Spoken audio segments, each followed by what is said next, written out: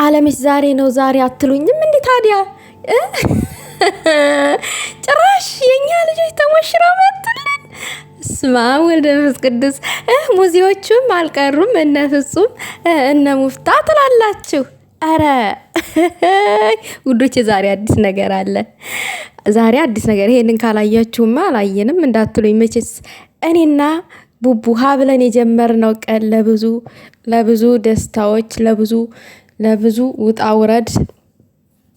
ውጣ ውረዶችን የተጨነቅንበት ቀን ተመስገን። ዛሬ ማታ ማንም እንዳይቀር ጭራሽ ይሄም ተብሎበታል ውዶች። አራ እንቀርብ። እንዴት ሆነን ነው የምንቀረው? እንዴት ሆነን ያለንን ዩኒፎርማችንን ምናችንን ጫማችንን ተውሰን ሁለት ግራግር ቢሆን አድርገን ለብሰን እንመጣለን።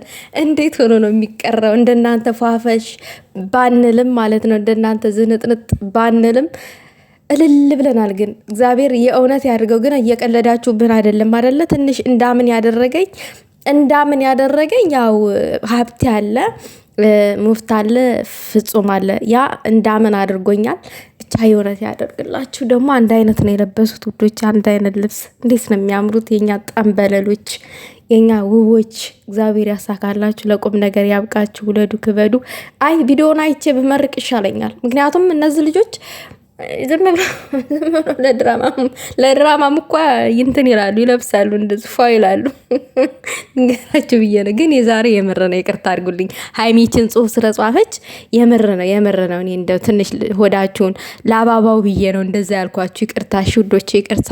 ለማንኛውም ደስ ብሎኛል። እግዚአብሔር ይመስገን ለዚህ ቀን ስለበቃችሁ። አዎ ብዙ ውጣ ውረድ፣ ብዙ ደስታዎች፣ ብዙ ሀዘኖች፣ ብዙ ድካሞች ነበሩ። ዛሬ ቀን በመድረሳችሁ ደግሞ እልል ብለናል።